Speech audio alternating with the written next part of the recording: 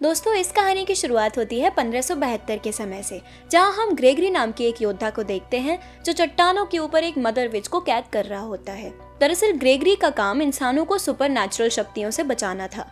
वो mother which को कैद करके यहाँ से चला जाता है और इसी तरह कई 100 साल बीत जाते हैं। एक रात जब ब्लड मून का टाइम आता है, जिसमें चांद पूरी तरह से लाल हो जाता है, तो इस रात को मदर विच की शक्तियां बहुत ज्यादा बढ़ जाती हैं और जिस जगह ग्रेगरी ने उसे कैद किया था वो वहां से आजाद हो जाती है। इधर हमें ग्रेगरी को दिखाया जाता है जो अब बहुत बूढ़ा हो चुका है और वो एक बार में बैठा हुआ है। तभी उसका एक असिस्टेंट उसके पास आकर कहता है कि हमें चर्च में किसी की मदद करने के लिए जाना है। इसके बाद ये दोनों चर्च में आ जाते हैं और देखते हैं कि यहाँ एक बच्ची को मदर विच ने अपने वश में कर लिया है। ये देख ग्रेगरी जल्दी से उस बच्ची पर चांदी की राख डालता है, जिसे डालते ही मदर विच उसके शरीर से बाहर आ जाती है और ग्रेगरी और उसका असिस्टेंट उसे चांदी के जाल में पकड़कर लोहे के पिंजरे में कैद कर देते हैं। लेकिन इसी बीच मदर विच ग्रेगरी के असिस्टेंट को भी अंदर खींच लेती है और उसे मार देती है। ये देख ग्रेगरी पिंजरे में आग लगा देता है, लेकिन अब मदर विच की शक्तियां बहुत ज्यादा बढ़ चुकी थी, इसलिए वो पिंजरा तोड़कर यहाँ से भाग जाती है। इसके बाद ग्रेगरी टॉम नाम के एक लड़के से मिलने के लिए उसके घर जाता है, जिसे बहुत वक्त से अजीब अजीब से विजन्स आ रहे थे।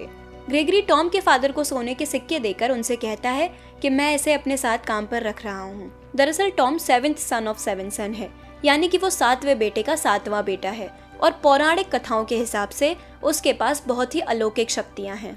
इसलिए ग्रेगरी टॉम को अपने साथ काम पर रखना चाहता था। वहीं टॉम भी उसके साथ जाने के लिए राजी हो जाता है, पर जाने से पहले टॉम की माँ उसे एक लॉकेट देते हुए उससे कहती है कि इसे हमेशा पहन कर रखना।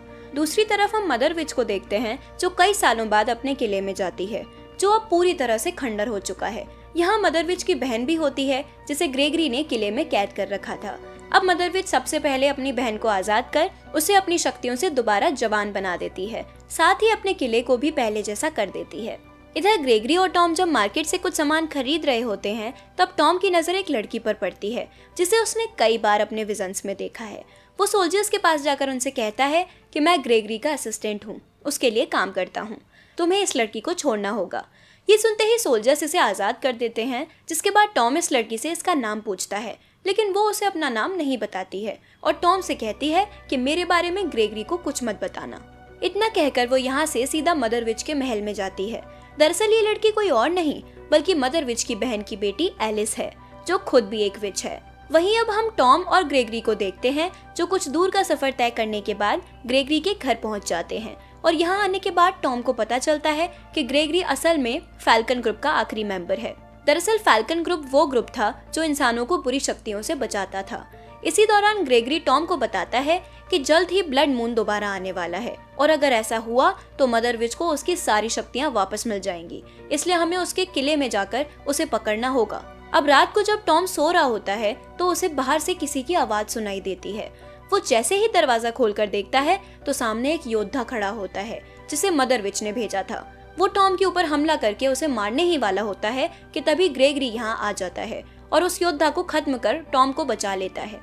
पर ग्रेगरी को ये बात बिल्कुल पसंद नहीं आती है कि टॉम उससे लड़ नहीं पाया, इसलिए वो टॉम से नाराज होकर यहाँ से जाने लगता है। लेकिन तभी टॉम उसकी तरफ एक तलवार फेंकता है और उसका निशाना इतना अच्छा होता है कि ग्रेगरी भी उससे इम्प्रेस हो जाता है। इसके बाद वो टॉम को मदर विच और साथियों के बारे में बताता है और अगले दिन ये दोनों किले जाने के लिए निकल पड़ते हैं। लेकिन इससे पहले कि ये किले तक पहुंच पाते, यहाँ पर कुछ सैनिक आकर इन्हें पकड़कर वापस शहर ले जाते हैं।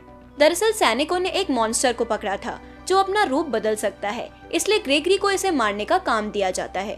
जैसे ही ग्रेगरी मॉन्स्टर के सामने आता है तो वो पिंजरा तोड़कर बाहर आ जाता है, लेकिन ग्रेगरी अपनी शक्तियों का इस्तेमाल कर मॉन्स्टर को दोबारा इंसान बना देता है और फिर इसे एक पिंजरे में कैद कर देता है। इसके बाद वो टॉम से इस पिंजरे को जलाने के लिए कहता है, पर टॉम एक बहुत ही रहमदिल इंसान था, इसी वजह से वो पिंजरे को जला नहीं पाता है और तब ग्रेगरी खुद आगे आकर उस मॉन्स्टर में आग लगा देता है। इधर हम एलिस को देखते हैं, जिसे टॉम और ग्रेगरी के ऊपर नजर रखने के लिए भेजा गया था, पर वो टॉम के पास आते ही उसकी तरफ अट्रैक्ट होने लगती है। वहीं टॉम भी उसे पसंद करता है, लेकिन वो एलिस की हकीकत के बारे में नहीं जानता था और ना ही एलिस खुद उसे अपनी असलियत बताती है। अब रात को जब टॉम सोता है तो उसे एक बार फिर अजीब अजीब से विजन्स आते हैं, जिसमें वो देखता है कि मदर विच ने ग्रेगरी को मार दिया है और चारों तरफ आग ही आग है। अगली सुबह ग्रेगरी टॉम को अपने पास बुलाता है, क्योंकि उसे पता चल चुका है कि टॉम एलिस नाम की एक विच को पसंद करता है और उससे प्यार करता है। वो उसे अपनी कहानी बताता है और कहता है कि मैं भी 100 साल पहले एक विच से प्यार करता था, पर जैसे जैसे वक्त बीतता गया वो अपने असली रूप में आना शुरू हो गई। उसने लोगों को मारना शुरू कर दिया, इसलिए मुझे उससे दूर होना पड़ा। और वो विच कोई और नहीं बल्कि मदर विच है। मदर विच को जब पता चला कि ग्रेगरी ने शादी कर ली है तो उसने अपना आपा खो दिया और ग्रेगरी की पत्नी को मार दिया। साथ ही वो मासूम इंसानों की भी जान लेने लगी, इसलिए ग्रेगरी को ना चाहते हुए भी एक बार फिर उससे प्यार का नाटक करना पड़ा और मौका मिलते ही ग्रेगरी ने मदर विच को कैद कर दिया। आगे वो टॉम से कहता है कि तुम जिस लड़की से प्यार करते हो वो भी एक विच है, इसलिए मैं नहीं चाहता कि जो मेरे साथ हुआ है वो तुम्हारे साथ भी हो।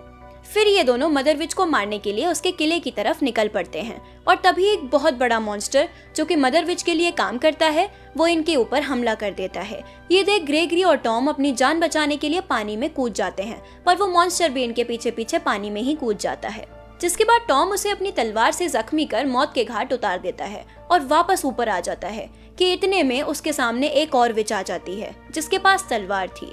वो टॉम के ऊपर हमला करने ही वाली होती है कि तभी उसकी नजर टॉम की माँ के दिए हुए लॉकेट पर पड़ जाती है, जिसे देखकर वो हैरान रह जाती है और टॉम से कहने लगती है कि ये तो मदर विच का है, और इतना कहकर यहाँ से चली जाती है। वही मॉन्स्टर को मारने पर ग्रेगरी टॉम से बहुत खुश होता है और वो उसे बताता है कि तुम्हारे गले में जो लॉकेट है वो मदर विच का है, पर किसी दूसरी विच ने उसे चुरा लिया था, जिससे उसकी शक्तियाँ कम हो गई थीं और इसी वजह से मैं उसे कैद कर पाया था। ये सब बातें सुनने के बाद टॉम समझ जाता है कि उसकी माँ भी एक विच है और उन्होंने ही मदर विच का लॉकेट चुराया था। इधर जब मदर विच को अपने लॉकेट के बारे में पता चलता है तो वो अपने साथियों के साथ मिलकर शहर के ऊपर हमला कर देती है, जहाँ टॉम की मॉम भी थी। वो भागने के बजाय मदर विच के एक साथी को मौत की नींद सुला देती है और तब मदर विच उन्हें देखकर पहचान लेती है कि इसी ने सालों पहले मेरा लॉकेट चुराया था। ये जानने के बाद वो उन्हें मार देती है, लेकिन अब भी उसे अपना शक्तिशाली लॉकेट नहीं मिलता है, इसलिए वो एलिस से कहती है कि तुम्हें टॉम के पास जाकर मेरा लॉकेट वापस लाना होगा, इसके बदले में मैं उसकी जान बख्श दूंगी।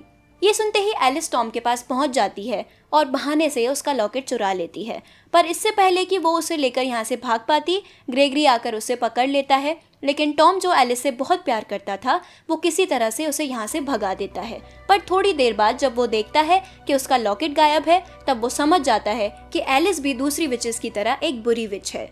इतने में यहाँ मदर विच के सोल्जर्स आकर ग्रेगरी और टॉम पर हमला कर देते हैं और ग्रेगरी को बंदी बनाकर यहाँ से ले जाते हैं, जबकि टॉम को बेहोशी की हालत में फिर से एक विजन आता है जिसमें उसकी मॉम उसके पास आती हैं और उसे बताती हैं कि मैं भी एक विच थी, लेकिन सभी विचेस बुरी नहीं होती हैं। मैंने विच क्राफ्ट को छोड़ दिया और तुम्हारे पिता से शादी कर ली। तुम सिर्फ 7 सन नहीं हो बल्कि एक स्ट्रॉन्ग विच के बेटे हो और तुम मदर विच को हरा सकते हो। फिर हमें मदर विच को दिखाया जाता है जिसके पास अब उसका लॉकेट है और आज ब्लड मून की नाइट है। ब्लड मून की रोशनी जैसे जैसे उसके लॉकेट पर पड़ती है वैसे वैसे उसकी शक्तियां बढ़ने लगती हैं और फिर वो ग्रेगरी को अपने वश में करना शुरू कर देती है। इधर एलिस को पता लग जाता है कि मदर विच ने उसके साथ धोखा किया है, उसने टॉम को मरवा दिया है, इसलिए वो उसके गले से लॉकेट छीनकर यहाँ से भागने लगती है, जिस वजह से मदर विच का पूरा प्रोसेस रुक जाता है और वो गुस्से में आकर ड्रैगन के रूप में एलिस का पीछा करने लगती है। ये देख एलिस की मॉम अपनी बेटी को बचाने के लिए मदर विच से लड़ना शुरू कर देती हैं। इधर मौका मिलते ही एक सिपाही एलिस की तरफ बढ़ने लगता है और उसे मारने ही वाला होता है कि तभी टॉम यहाँ आ जाता है, जो उसे मारकर एलिस को बचा लेता है। वहीं हमें ग्रेगरी को दिखाया जाता है जिसे मदर विच का एक दूसरा साथी मारने की कोशिश कर रहा होता है, लेकिन ग्रेगरी उसी के हथियार से उसे मौत के घाट उतार देता है।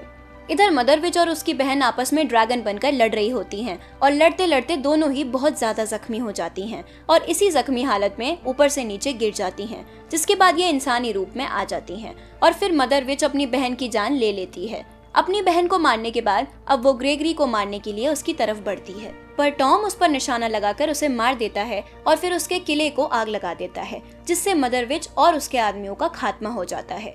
अगले दिन ग्रेगरी टॉम को फैल्कन बना देता है, साथ ही उससे कहता है कि तुम अब एलिस के साथ आराम से रह सकते हो, और इतना कहकर ग्रेगरी यहाँ से चला जाता है। इसी के साथ ये मूवी यही खत्म हो जाती है। तो दोस्तों, आपको ये मूवी कैसी लगी कमेंट में जरूर बताएं। वीडियो पसंद आई हो तो वीडियो को लाइक शेयर कर हमारे चैनल को सब्सक्राइब कर लें। हम मिलते हैं आपसे अगले वीडियो में, तब तक के लिए बाय बाय।